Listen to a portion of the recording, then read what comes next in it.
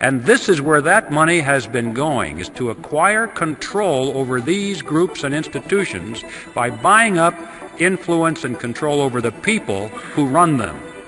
That means that they are buying up politicians, political parties, television networks, cable networks, newspapers, magazines, publishing houses, wire services, motion picture studios, universities, labor unions, church organizations, trade associations, tax-exempt foundations, multinational corporations, Boy Scouts, Girl Scouts, you name it.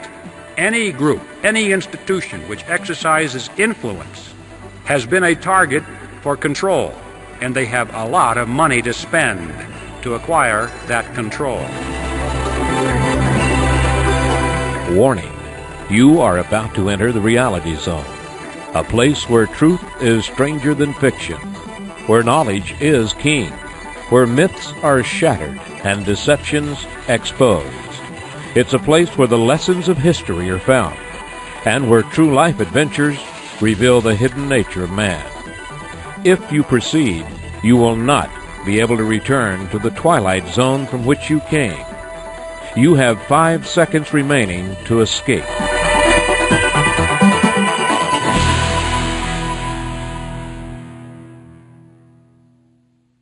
Welcome to the Reality Zone. I'm Ed Griffin.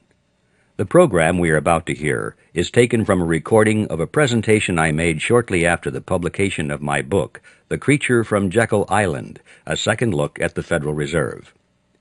It's embarrassing for me to have one of my own works as the very first program in the audio archive series. But the reason we're doing that is because at the conclusion of the book, I urged my readers to join the growing crusade to abolish the Fed. I said that if they contacted me, I would tell them about the tools they could use to help spread the word and become more effective in the battle. Well, much to my surprise and delight, thousands of them actually accepted my invitation, and they did write to me and volunteered for the crusade. But the embarrassing part was that I didn't have materials to keep my end of the bargain. The bottom line is that we couldn't wait any longer to get this program into production, because it's my hope that it will help to fill that void. And so here it is, as recorded live in Los Angeles, California, on November 18, 1994, my presentation on the Federal Reserve, The Creature from Jekyll Island.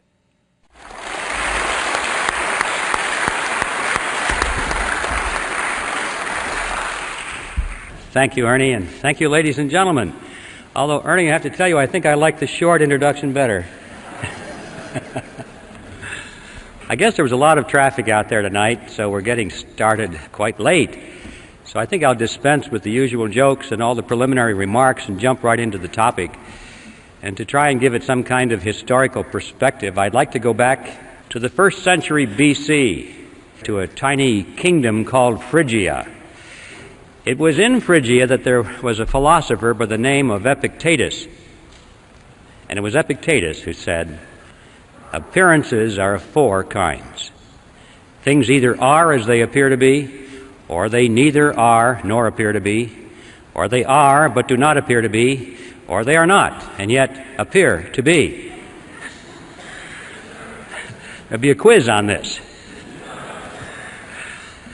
When I read that statement, I was sure that if Epictetus were alive today, he probably would be a Harvard professor of banking and economics.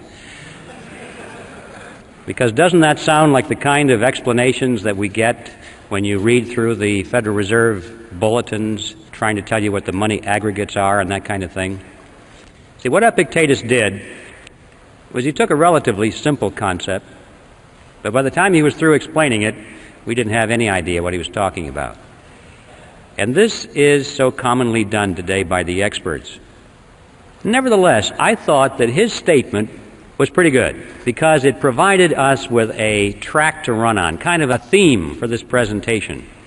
Because you know, if there's anything in the world that is an appearance which is deceiving, it is the Federal Reserve System. In fact, it is one of those appearances of the 4th kind, which I'm sure you all remember, were those appearances which are not and yet appear to be. So I'd like to use that as my theme for this topic and come back to it now and then during the progress of this presentation, if I remember to do that, and use it as a punctuation point here and there, and as a reminder of one of the most important aspects about the Federal Reserve System that there is to comprehend, and that is that there are a lot of deceptive appearances going on here. I think the best place to begin our story is with the creation of the Federal Reserve System itself. In fact, that takes us right to the reason for the title of the book, The Creature from Jekyll Island. For those of you who are not yet familiar with the background of this story, you should know that Jekyll Island is a real island. It's off the coast of Georgia, and it was on that island in 1910 that the Federal Reserve System was conceived at a highly secret meeting that took place there. When things are done in secret, there's usually something to hide. And so I'd like to tell you that story and document it so that we can find out, first of all, that there was a meeting, that the Federal Reserve was indeed created there, that indeed there was a great deal of secrecy, and then we'll ask the question, why the secrecy? In 1910, Jekyll Island was completely owned by a small group of millionaires from New York. People such as J.P. Morgan, William Rockefeller, and their associates. This is where their families came to spend the winter months. It was a resort island. It was called the Jekyll Island Club. And on the island there was a magnificent clubhouse, which was the center of their social activities. You can visit that clubhouse today, as a matter of fact. The island has since been purchased by the state of Georgia, and the clubhouse has been fully restored. It's a beautiful thing. And if you take the tour, you can walk down the corridor there, and there will be a room, and on the door to that room is a brass plaque, and it says, "The Federal Reserve System was created in this room." So there's no secret about this part of it. It's a matter of public record. So this is how that story came to pass. It was November of that year, 1910, when Senator Nelson Aldrich sent his private railroad car to the New Jersey Railroad Station late in the evening. And there it was in readiness for the arrival of himself and 6 other men who were told to come under conditions of extreme secrecy. For example, they were told to come one at a time, not to dine with each other on the night of their departure. They were told to avoid arriving at the same time if they could. If they should happen to show up at the same time, they were instructed to pretend not to even know each other.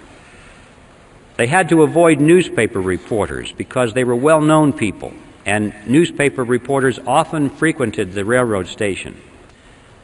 Had they been seen, questions would have been asked, especially if several of them had been seen together. One of the men carried a shotgun in a big black case, so that if he had been asked where he was going, he was prepared to say that he was going on a duck hunting trip. The interesting thing about that is that we find out from his biography that this man never fired a gun in his life. He didn't even own one. He borrowed that shotgun just for the purpose of deception and camouflage. Even after they got on board this private railroad car, this pattern continued. They were instructed to use their first names only, to avoid last names. And a couple of them even abandoned their first names and chose code names. The reason for that was so that the servants on board the train would not know who these men were, because they were afraid if the servants had talked about it, word had leaked out in that fashion, then the purpose of the meeting could have been defeated. So absolute secrecy was essential all the way up and down the line. The private railroad car traveled for 2 nights and a day on a 1,000-mile journey to the south. And when they awoke the second morning, the car was on the siding at Brunswick, Georgia. There they took a ferry boat across the inland strait to Jekyll Island, then to the clubhouse. And for the next 9 days, they sat around a table and they hammered out all of the important details of what eventually became the Federal Reserve System. When they were done, they went back to New York. And for quite a few years after that, they denied that such a meeting ever took place. It wasn't until after the Federal Reserve System was firmly established that only then did they begin to talk openly about their meeting and what they accomplished there. Several of them wrote books on it. One of them wrote a magazine article, and they gave interviews to newspaper reporters. And so now, many years later, it's possible for us to go back to the public record and discover in minute detail exactly what happened on Jekyll Island in 1910.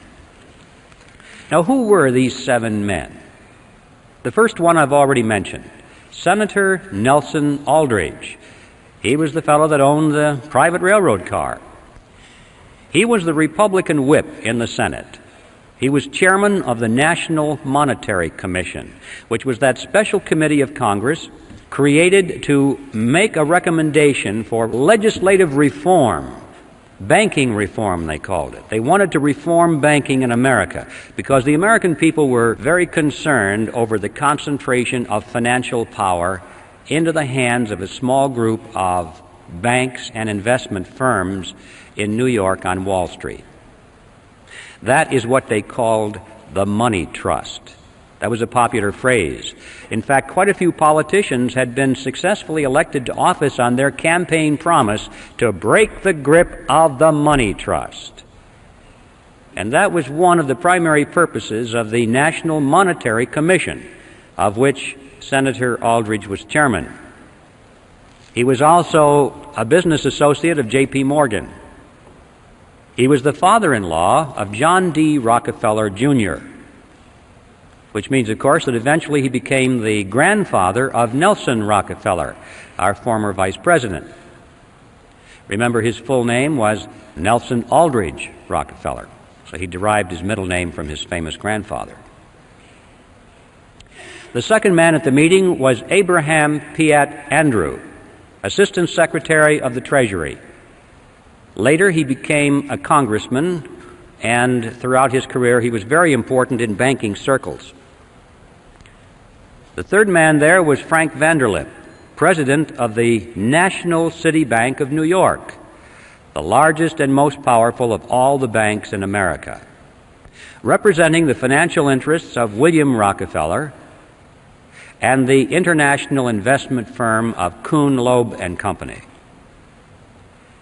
Henry Davison was there. He was the senior partner of the J.P. Morgan Company. Charles Norton was there, president of the First National Bank of New York, another one of the giants. Also, there was Benjamin Strong, head of J.P. Morgan's Bankers Trust Company.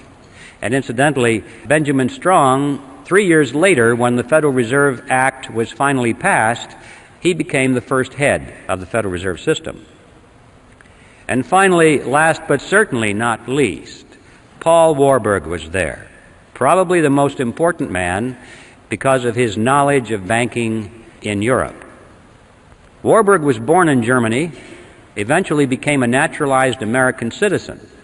He was a partner in Kuhn, Loeb and Company. But he was also a representative of the Rothschild banking dynasty in England and France. And throughout his whole banking career, he maintained close business liaison with his brother, Max Warburg, who was head of the Warburg Banking Consortium in Germany and the Netherlands. Paul Warburg was one of the wealthiest men in the world. But those are the 7 men on Jekyll Island. And as incredible as it may seem, these men represented directly and indirectly approximately 1/4 of the wealth of the entire world in those days. And these are the men who sat around a table on Jekyll Island and created the Federal Reserve System. Does it arouse your curiosity? What's going on here? Now, for the skeptics who are here tonight, and I hope there are plenty, because if there aren't, I feel like the minister talking to the choir.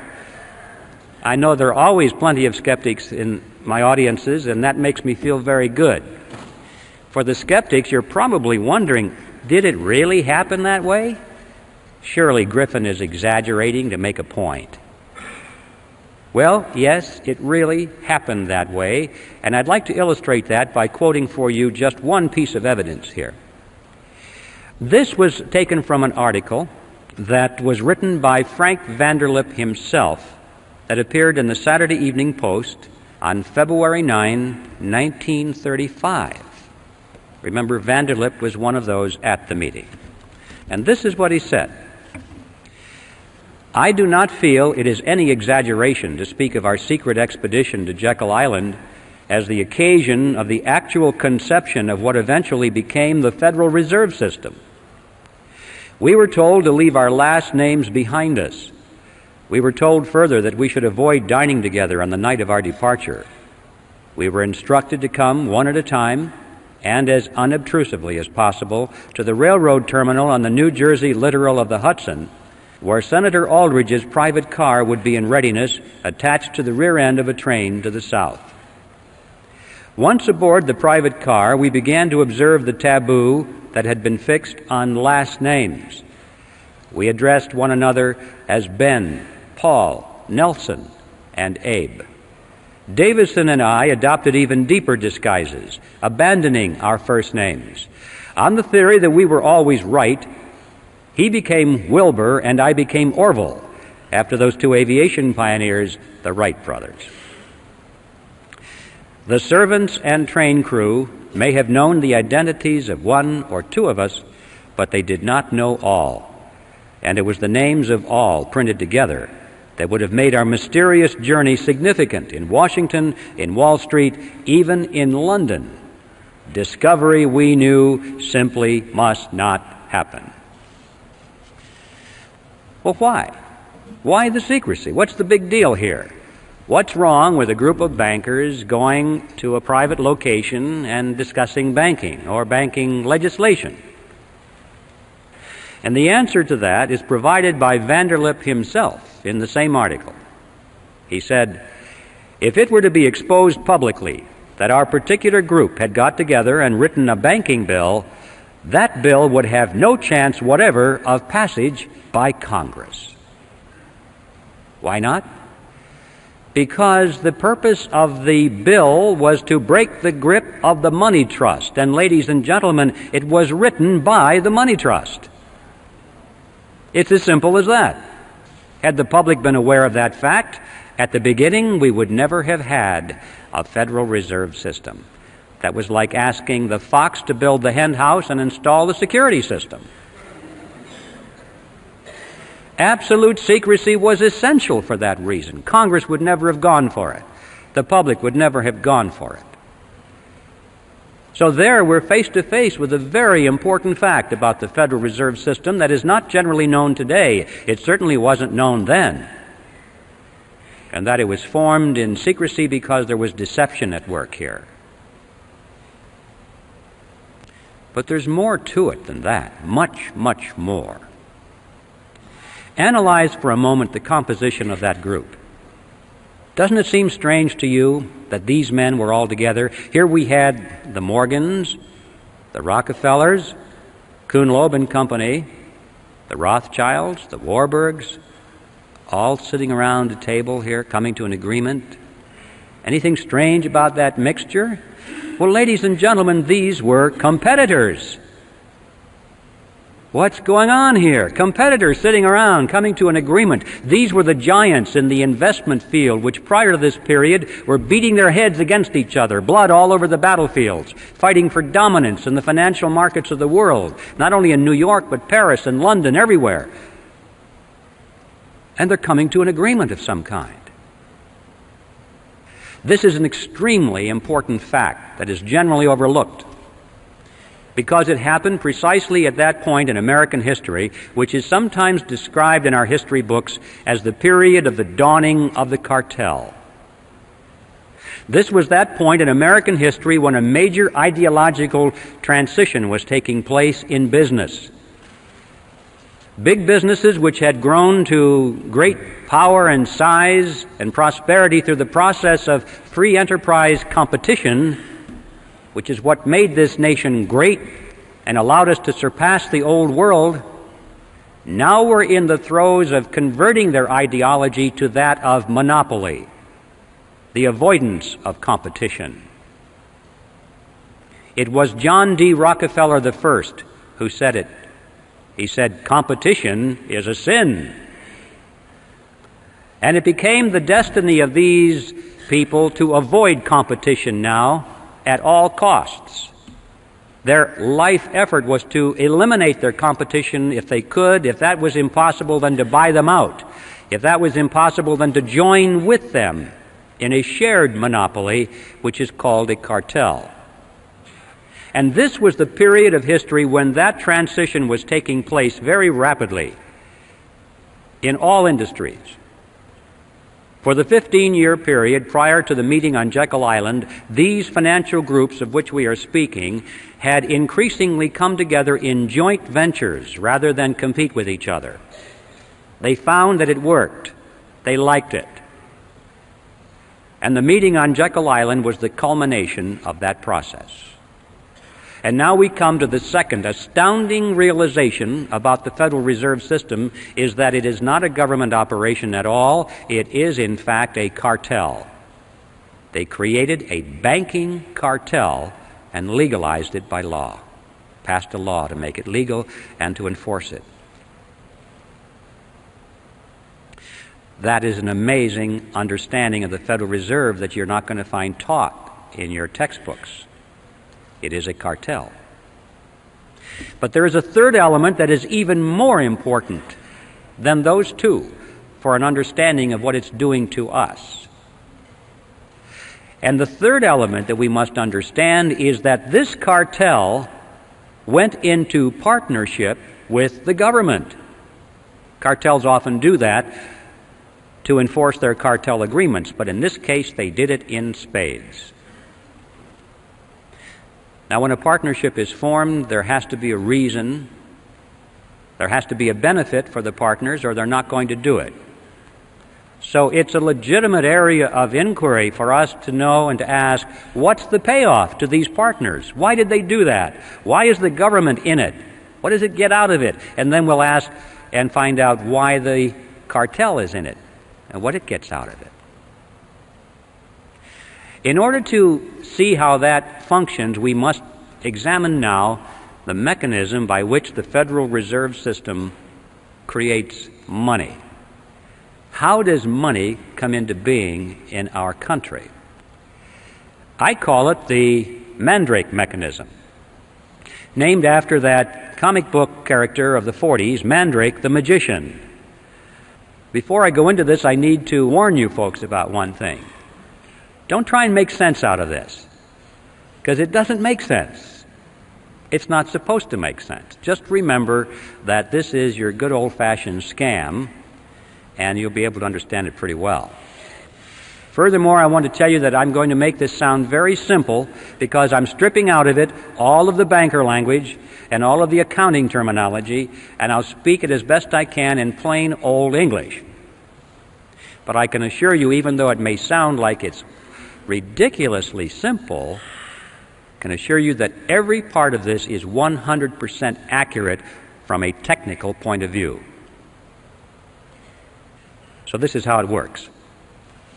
It starts with the government side of the partnership. It starts, in fact, in Congress. Congress needs money, a lot of money, far more than its income. Taxes only make up a small percentage of what Congress spends. Well, how can they spend more than they take in revenue? Here's how it works. Congress, let's say, needs $1 billion for today's expenditures. So they go down to the Treasury and they ask for the money.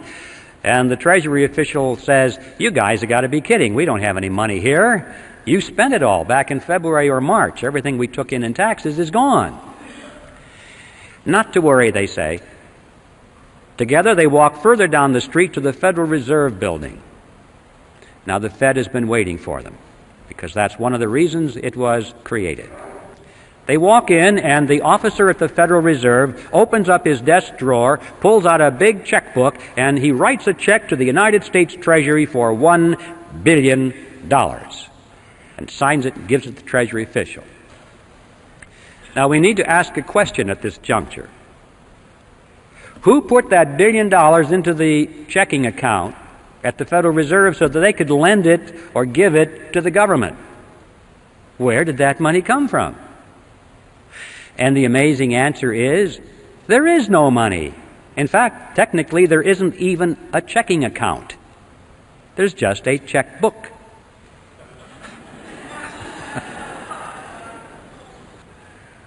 And that $1 billion springs into being precisely at the instant that the officer signs the check. Now, if you and I were to do that, we would go to jail. But they can do it because Congress wants them to do it. This is, in fact, the payoff. This is the reason the government is in this partnership, because the government has instant, easy access to any amount of money at any time without having to go to the taxpayer and ask for it in the form of direct taxes.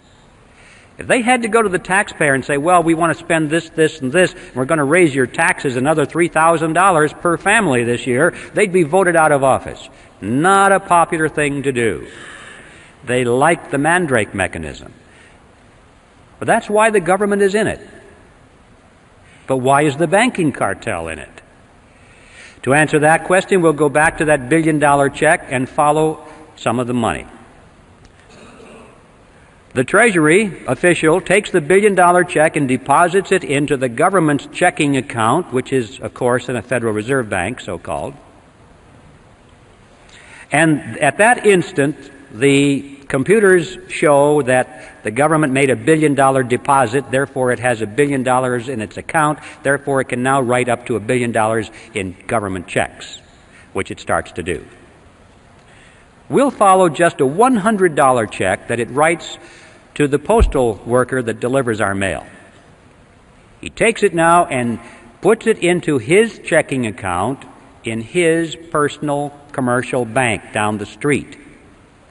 Now the money is finally out of the Federal Reserve Bank, so-called, out of the government side of this partnership, and it's finally into the banking side, commercial bank.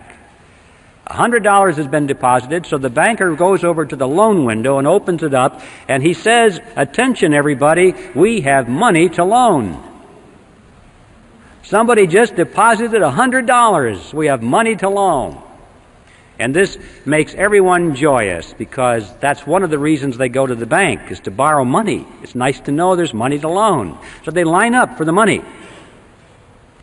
But they're a little concerned because it was only $100, but the banker says, don't worry, we can loan you up to $900 on that.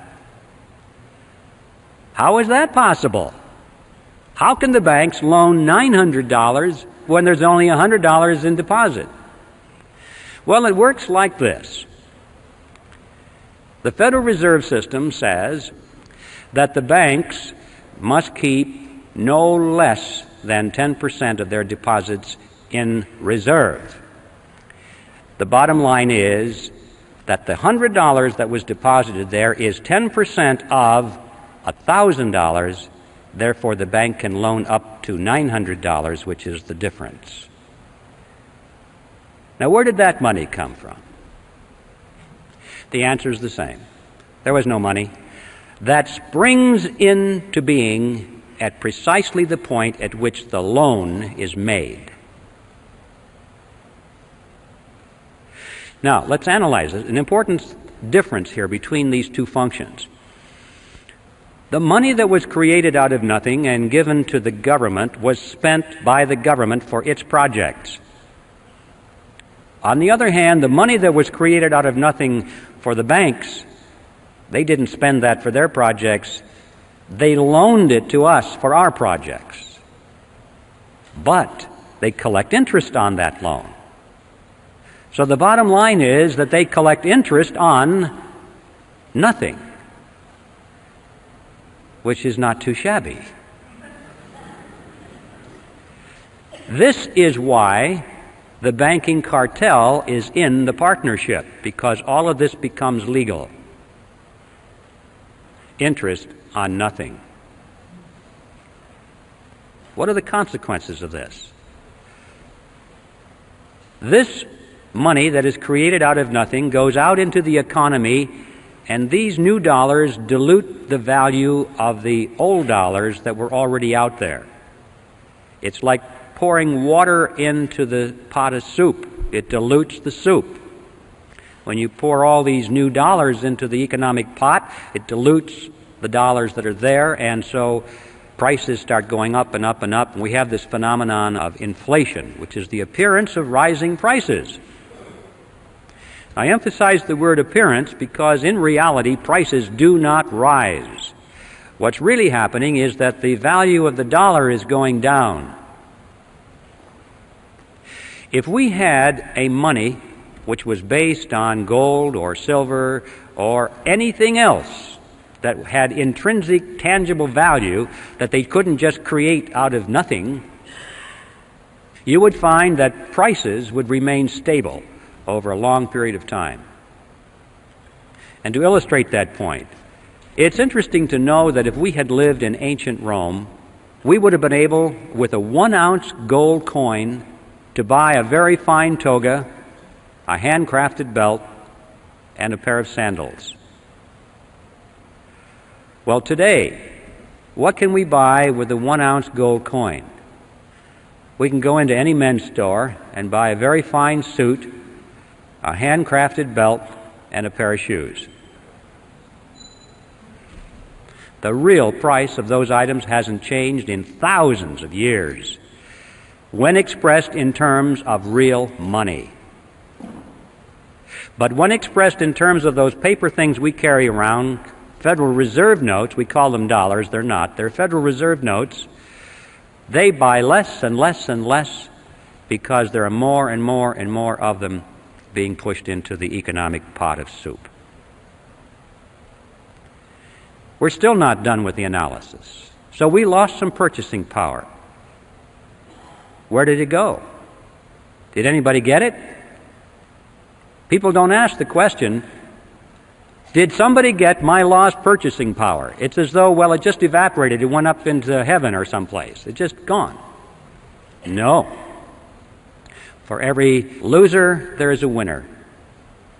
Somebody got your lost purchasing power. Who? Let's track it.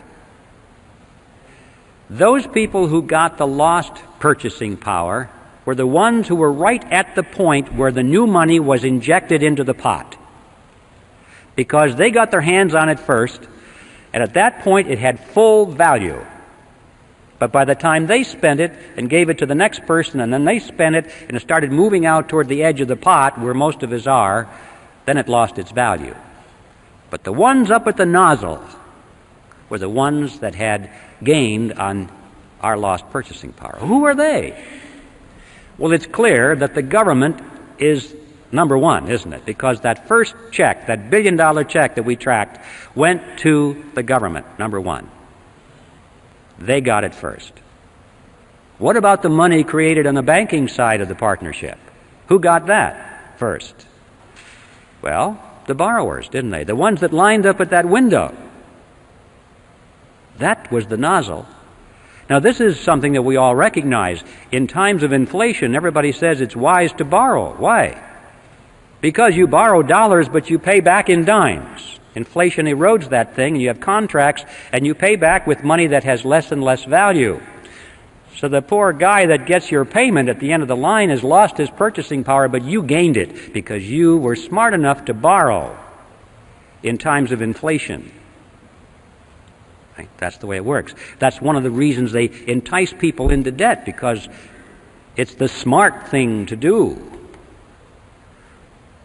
What they don't tell you, however, is that what you are gaining from this process, you are turning around and having to pay to the bank in the form of interest payments on that loan. Interest on nothing. The bank is actually capturing your gain through interest payments. Now, sometimes you have paper profits. Oh, look at the value of this real estate. Look at the value of this stock. People are paying more and more for it. But don't forget, ladies and gentlemen, that economic conditions can change, and these paper assets can contract as well as expand. And when the economy does contract, as usually it does, always does, then people are wiped out. They don't realize that the boom-bust cycles that we have had since the creation of this Federal Reserve mechanism is like a sawtooth. The economy expands slowly for long periods of time, 10 years, 20 years, 30 years, and people think this is going to go on forever. And then, boom, it comes down, usually very quickly. A lot of people lose their assets. And then it starts again for another 20 or 30 or 40 years. Oh, it's a wonderful ride, and then, boom, it comes down. And every time it comes down, people lose their investments. Notice, however, when you go to the bank and they give you something which costs them nothing to create, what do they want from you in return? Signature on the dotted line for your car, your house, all your assets, right? So if you can't make your payments of this nothing money, they get your marbles. They always win. In times of whether it's expansion or contraction, it doesn't make any difference. It was planned that way, carefully worked out. These people are scientists, ladies and gentlemen. This is the bottom line, that those who gain your lost purchasing power are the two groups that comprise the partnership in the Federal Reserve System, the government and the banking cartel. Now, this process is a tax. I don't care what you call it, inflation, or what name you want to give to it, it is a tax. If there's anything you remember about this presentation this evening, I hope it is this, that inflation is a tax. This is why these two groups are in the partnership. On the government side, they are able to tax their citizens in any amount, unlimited amounts of money, without the people even knowing that they are in fact paying a tax. And on the banking side, they are able to collect perpetual interest on nothing. Well, let's go back to Jekyll Island. We have a lot to learn on that island back in those days, because all of what's happening today was germinated right there around that table for 9 days. They had a particular problem, which was what to call this creature. You see, this partnership between government and banks was not new with the Federal Reserve System. It actually was conceived in Europe in the 16th century. And it was experimented and then finally perfected with the formation of the Bank of England in 1694. From that date forward, all of the governments of Europe had used this kind of a mechanism. Of course, they didn't call it the Mandrake mechanism like I do. They have another name for it, and that is a central bank. So, when it came time to bring the central bank mechanism to America, these fellows on Jekyll Island knew that's what they were doing, but they couldn't call it a central bank because Congress was already on record as saying they didn't want that, because they thought that what we needed in this country was something that was unique for the American economy. And these men debated what to call it, and this was their strategy. They said, first, let's call it federal, to make it sound like it's a government operation. Next, let's add the word reserve, to make it seem like there are reserves somewhere. Next, let's add the word system. This was far more important than it seems today, because remember, the primary concern was this concentration of power in New York. So they had to convince the American people that they were creating a system of banks spread over the geography of the whole country. First they were going to have 10, then they said, no, that's not enough. We need 12 regional banks to diffuse this power, or the appearance of diffusing it. Well, we realize today that what we got was not federal at all. There are no reserves anywhere. There's not a system in the sense of diffusion of power, and the Federal Reserve banks aren't even banks. So in all four words, we have appearances of the fourth kind. It was brilliant deception, and now the next step was to sell it to the public. The first draft of the Federal Reserve Act was called the Aldrich Bill because it was sponsored by Senator Aldrich, and Paul Warburg warned him against that. He said, "Nelson, if you put your name on this bill, it's going to be voted down in Congress because you're so clearly identified with big business interests." And Warburg was right. Congress put thumbs down on it. The bill of the big bankers. Well, it was a minor setback. They took their bill, they scrambled the paragraphs around a little bit, took Aldrich's name off of it, and found a couple of Democrats to sponsor the bill. Now, this was different because everybody knew that the Republicans represented big business. But they also knew that the Democrats, on the other hand, represented the common man, the working man, the fellow on the assembly line, like Ted Kennedy.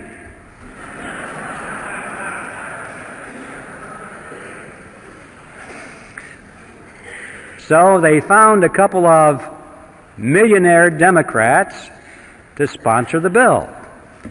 Carter Glass in the House and Senator Robert Owen, who was himself a very successful banker, sponsored the bill, and now it was the Glass-Owen bill. Next, Aldrich and Vanderlip began to give speeches and interviews to newspaper reporters condemning the bill that they had written. They said, "This bill will ruin the banks. It'll be terrible for the nation." And of course, by the time that got into the newspapers and the average person read that, they were saying, "Golly, the big bankers don't like this bill very much. It must be pretty good." You have to give these fellows credit. They weren't stupid. They didn't get to be where they were by being country bumpkins. They understood mass psychology, they understood politics, and they played their cards exceedingly well. Meanwhile, these same individuals were, out of their own pockets, financing so-called grassroots study clubs that were springing up all over the country, holding public meetings, printing and distributing pamphlets extolling the virtues of the Federal Reserve Act. They gave huge amounts of money to some of our better-known universities in America, established new departments of economics, handpicked their own people to be the professors to chair those departments. And then those professors began to give speeches and write scholarly essays about how wonderful the Federal Reserve System was. And then, at the insistence of Paul Warburg, they added a few excellent provisions to the bill, provisions which seriously restricted the ability of the Federal Reserve System to create money out of nothing. And Warburg's associates said to him, "Paul, what are you doing? We don't want that in our bill." And his reply was classic. He said, "Relax, fellas, don't you get it? Our object is to get the bill passed. We can fix it up later." It was because of those provisions that they won over the support at long last of William Jennings Bryan, who was the head of the populist movement. He had opposed this bill from the beginning, but when he saw those excellent provisions in there, he said, "Oh, well, I guess now I can support this bill." And with his collapse of opposition, the road was now clear, and everybody was for, almost everyone, except a few lone voices, was for the Federal Reserve. And indeed, they did fix it up later. Since the Federal Reserve Bill was passed, it has been amended over 100 times. And every one of those excellent provisions were long ago removed, and many more have been added, which greatly expanded the power and reach of the Federal Reserve System. And so, with this professional, brilliant strategy and deception, it is no surprise that eventually the public and Congress was solidly for the Federal Reserve System. And the bill was passed on December 22nd, 1913, and the creature from Jekyll Island finally moved into Washington, D.C. I'd like to focus for a moment on what are the objectives of the Federal Reserve System, because we're told that the purpose of the Fed is to stabilize the economy and to put an end to chaotic banking. One of the more popular textbooks used in our colleges and junior colleges today is a textbook on economics written by Paul Samuelson. And here's what he says. He says the Federal Reserve sprang from the panic of 1907 with its alarming epidemic of bank failures. The country was fed up once and for all with the anarchy of unstable private banking. Well, that's what he said, and that's what the students are learning. Let's not challenge that for the moment. Let's just take it at face value, because this is the official doctrine, isn't it? The purpose of the Fed is to stabilize the economy and to protect the people. That's why they're raising our interest rates right now. That's what Greenspan says. Why is he doing this? To help people, right? To stabilize the economy so we won't have massive inflation. It's for you folks that he's doing this. See? That's what he says. And if you're trying to figure it out on the basis of these official pronouncements, you'll never get it. Let's just take this official pronouncement at face value for a moment and see how well it's doing. Let's give it a report card. Since the Federal Reserve was created, it has presided over the crashes of 1921 and 1929, the Great Depression of 29 through 39, recessions in the years 53, 57, 69, 75, and 81, a stock market Black Monday in 87. We all know that corporate debt is soaring. Personal debt is greater than ever. Both business and personal bankruptcies are at an all-time high. Banks and savings and loan associations have failed in larger numbers than ever before. Interest on the national debt is consuming half of our tax dollars. Heavy industry has all been but replaced by overseas competitors. We're facing an international trade deficit for the first time in our history. 75% of downtown Los Angeles and other metropolitan areas is now owned by foreigners, and over half of the nation now officially is in a state of recession.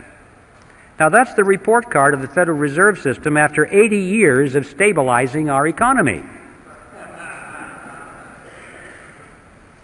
I don't think it's even controversial to say that it has failed to meet its stated objectives. The only controversial issue is, why has it failed? And my answer is, because those have never been its true objectives. What are its true objectives? Well, what are the objectives of any cartel? To enhance the profit margins of the members of the cartel and to stabilize their position in the market. If we hold that in mind, now we get a different picture folding before us. No, they're not failing at all. They're succeeding. There were three objectives that the bankers had, the ones on Jekyll Island. They had three objectives in 1910 through 1913 that they wanted the Federal Reserve System to accomplish for them, and they were very verbose on the topic. And here they are. They said first they wanted to stop the erosion of their power away from New York. That's right. Exactly the opposite of what the Federal Reserve System was supposed to accomplish. That's what they wanted. This is a good point to mention that when we talk about the cartel, I'm not talking about the small banks that are struggling for survival under the Federal Reserve System. Remember, John D. Rockefeller said competition is a sin. And one of the purposes of the cartel was to put a check on the competition from these new banks. Keep them in their place, eliminate them if possible, and to do so through regulation, setting up conditions that the big banks could afford to handle, but the small banks could not handle. So I'm not talking about your local banker now. I'm talking about the New York cartel. That was objective number one. Objective number two was to reverse the trend of what they call private capital formation. Now, that's banker language for a trend in which individuals or businesses use their own savings for something instead of going to the bank and borrowing money for it. At the turn of the century, there was a trend toward private capital formation, in business particularly. Businesses were holding back a certain portion of their dividends each quarter, putting that money into a sinking fund, and then as the capital formed, or as they saved more and more money, then they used their own savings to build a new factory or to launch a research and development project or whatever. And the banks were extremely concerned over this trend. They wanted to entice businesses back into the banks to borrow money, and they knew that the only way to do that is to lower interest rates. And you may say, well, why didn't they just lower interest rates? Because you're thinking in terms of today, not then. Today it's easy, if you're the Federal Reserve System, to lower interest rates because they have the lever to move it either way, up or down, totally within their control. But in 1913 there was no lever, because the money in those days was backed by gold and silver, and you can't hook a lever onto that kind of money. Under those conditions, interest rates are the result of the natural forces of supply and demand. People cannot control it. I mean, individuals or committees cannot control it. Millions of people interacting in freedom control it, supply and demand. But it's not subject to political control. And they knew that the only way that they could get people into the banks is to artificially depress the natural interest rate. How do you do that? They said that the answer was through a flexible currency. They said what the nation needed was a flexible currency to meet the demands of industry. Well, what is a flexible currency? It's not this stuff that bends. You need a dictionary to understand some of these things. A flexible currency, ladies and gentlemen, is money made out of nothing. That's what that means. I see the trick is not too complicated. If you can create money out of nothing, you don't have to charge an awful lot of interest on it to show a profit.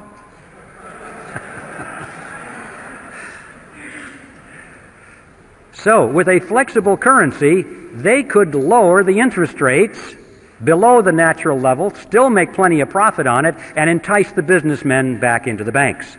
So the goal was a flexible currency. That was objective number 2, and objective number 3 was to pass on the inevitable losses of the banks, pass them on to the taxpayers in the name of protecting the people.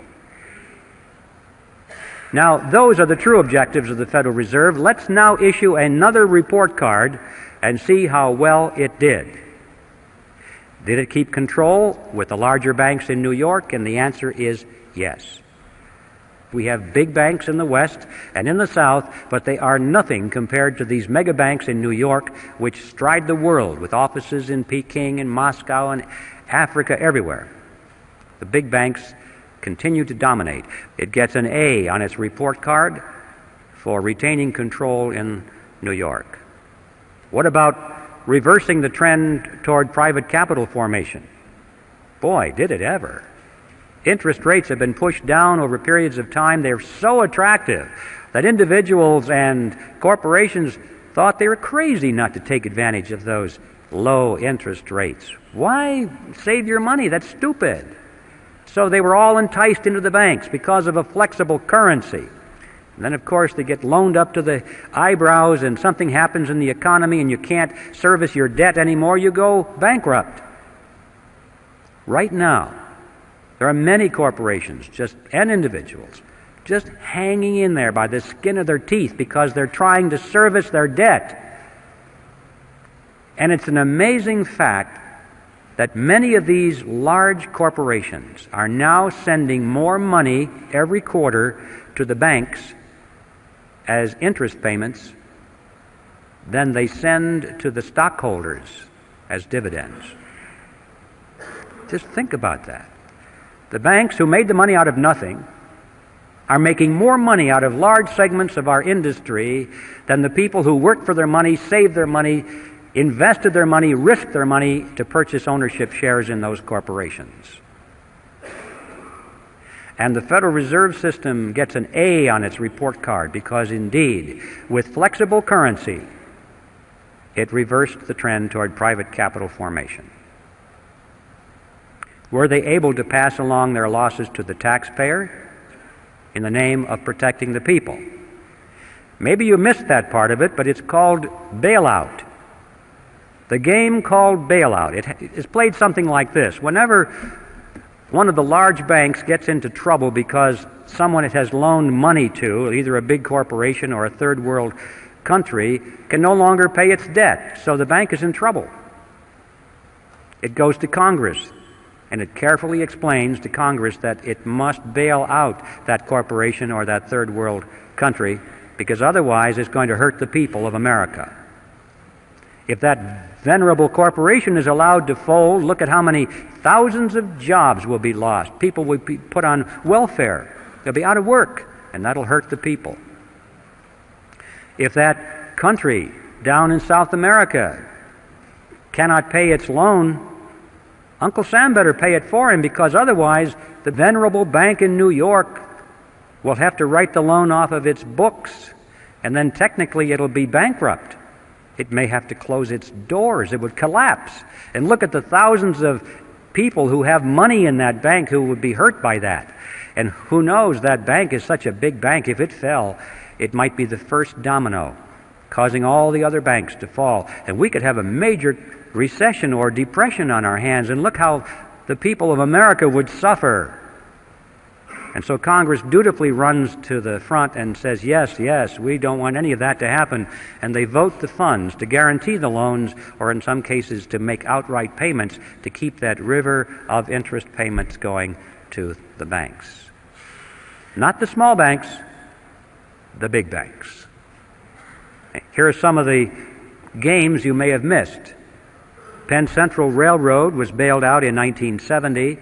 Lockheed Corporation also in 1970, Commonwealth Bank of Detroit in 1972, New York City in 1975, Chrysler Corporation in 1978, First Pennsylvania Bank in 1980, Continental Illinois, the largest of the banks so far, in 1982, and all of those countries in the third world who can no longer make their interest payments are now making their payments because they got the money from the International Monetary Fund and the World Bank, which got it from the Federal Reserve System, which got it from you and me through the Mandrake mechanism. And my final topic before I reach the conclusion is one that I think you'll find interesting, and that is usury. In the old days, the biblical times, usury was defined as interest on a loan. Any interest on any loan was usury. Well, in modern times, that's been redefined to mean excessive interest on a loan, not moderate interest, because, this is in keeping with the concept that if we work hard for our money, we save our money, we don't spend it, we sacrifice its pleasure, and we loan it to somebody for their venture, we're entitled to a reasonable return for that sacrifice. A reasonable interest seems fair and logical to most people. But what is this thing, excessive interest? Thomas Edison said, "People who will not turn a shovelful of dirt on the project, nor contribute a pound of materials, will collect more money than will the people who will supply all the materials and do all the work." I wondered about that when I read it. I thought, was Tom exaggerating? So I got my calculator out and I punched in the numbers. I took, for an example, a $100,000 house to be built. I assumed that $30,000 was going to go for the land and the architect's fees and the permits, that $70,000 would go for the actual construction of the house, the labor and the materials. I assumed that the buyer would go to the bank, put 20% down, take out a 30-year loan at 10% interest. I punched in the numbers, and I found out that the borrower will pay to the bank in interest $172,741 as compared to $70,000 paid for those who did all the labor and did all the work. In other words, the bank will earn 2.5 times as much money as those who produced. You may say, well, yes, but don't forget the time value of money. When you save money and you sacrifice its use, and 30 years is a long period of time and all this, no, not this money, ladies and gentlemen. Nobody worked for this money. Nobody sacrificed. Nobody saved it. This money was created out of nothing. And I suggest that $172,741 interest on nothing is excessive. I think it's time for a new definition of the word usury. Any interest on any loan of fiat money, meaning money made out of nothing.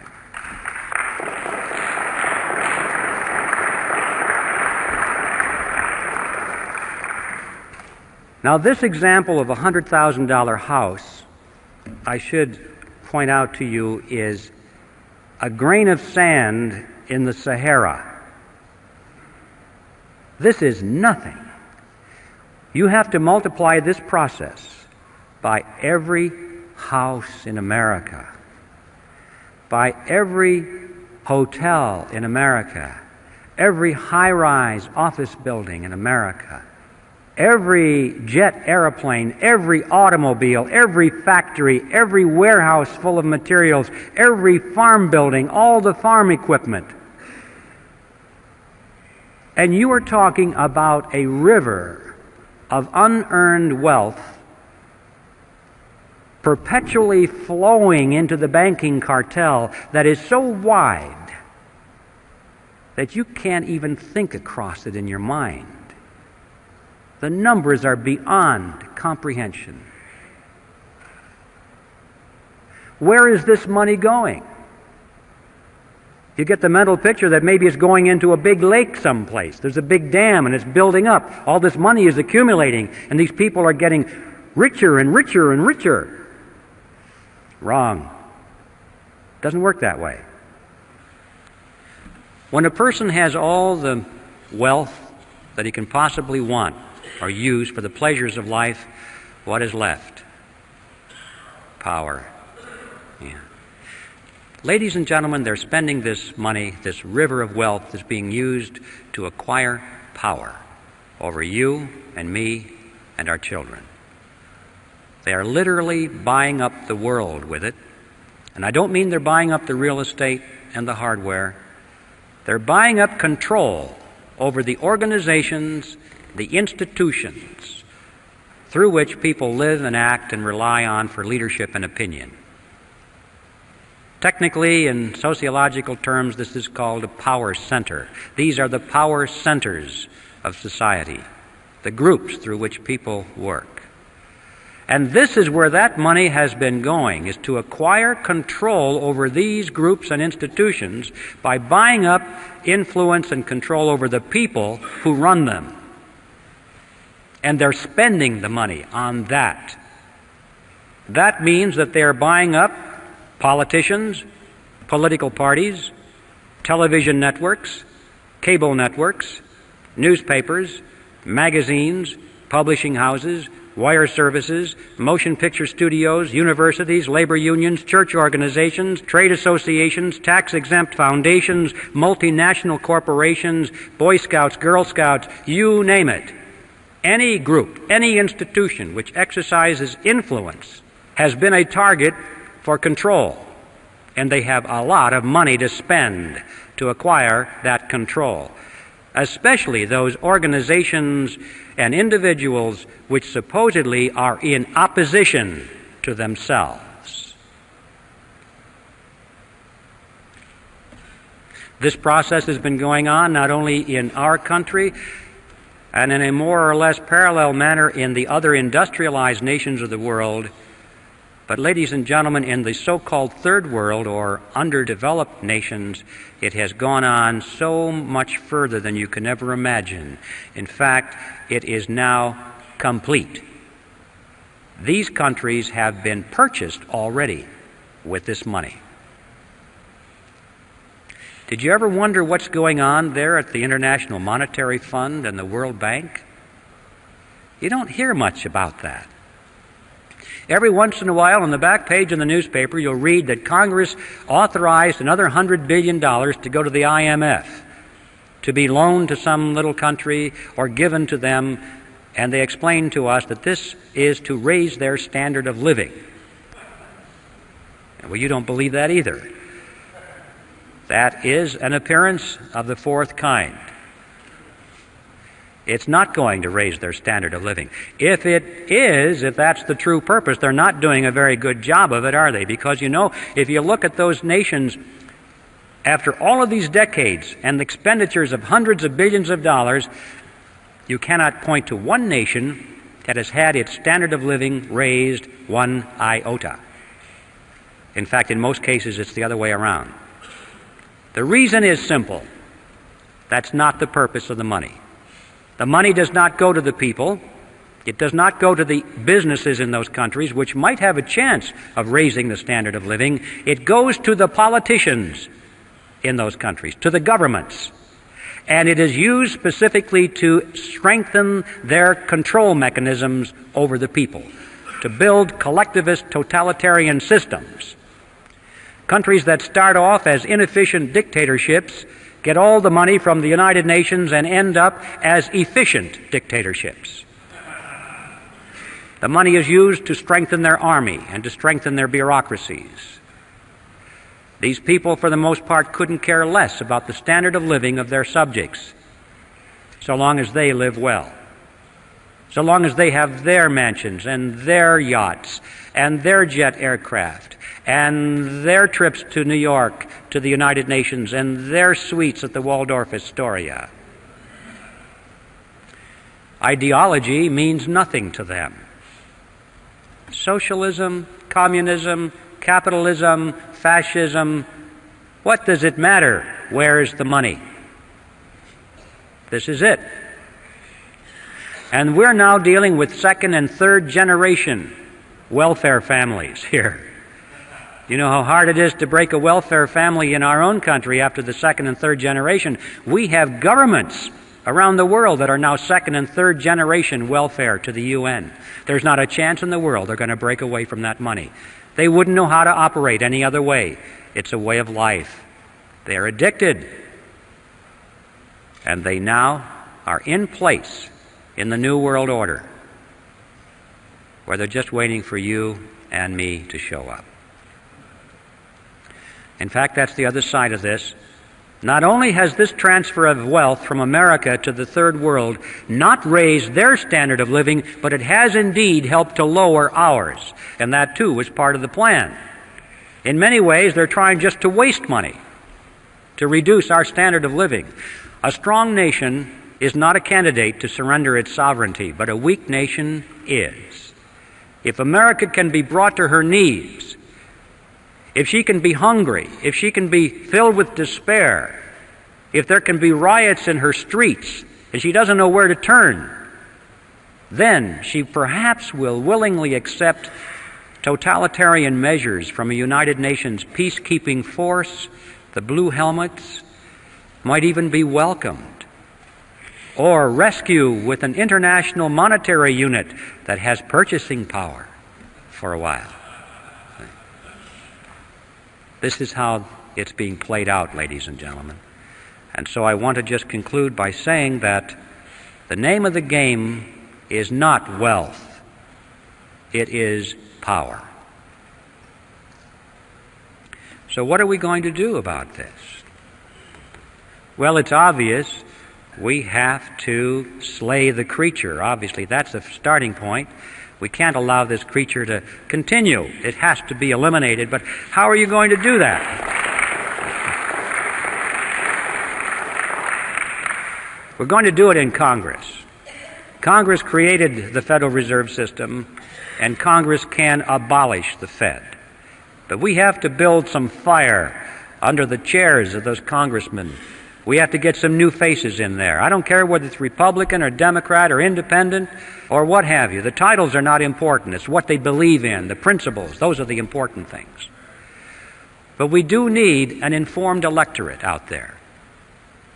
It's not going to happen unless people know about these issues, and education is our necessity. Sounds kind of boring, doesn't it? Wouldn't it be nice if we could just jump right into politics? But people won't know what we're talking about unless they understand the issues. We need an educational army out there, ladies and gentlemen. And it's time to enlist. As Patrick Henry would have said it, in fact, as he did say it, our brethren are already in the field. Why stand we here idle? The bad news, the really bad news, is that time is running out. We used to talk about these things. I remember not too long ago, I would talk about some of these issues and people would look at me and say, "You got to be kidding. That could never happen in America." And now, when I talk about these issues, they lean forward and say, "How much time do we have left?" It's visible all around us. The New World Order is descending around us. I mean, they're preparing a World Court of Justice, a World Taxing Authority, a World Monetary Unit, a World Army. As we speak, over half of our standing military right now is serving under foreign officers at the UN, and the process is rapidly moving. So, ladies and gentlemen, time is running out. Whatever you plan to do for your country or for your freedom, do it now. But the good news is, the really good news is, that we still can do it. We still have time. We still have freedom. Instead of complaining about how bad things are or how late the hour is, we should rejoice over the fact that we can still meet as we are here tonight. We can still talk openly. We can still advocate such things as the abolition of the Federal Reserve System. We still have elections. We should rejoice on that fact. All we have to do is go out and work like our very lives and our freedom depended upon it. Because they do. And I think a good place to begin is to send Epictetus back to Phrygia and to convert that grand appearance of the fourth kind into a disappearance of the first kind. Thank you very much.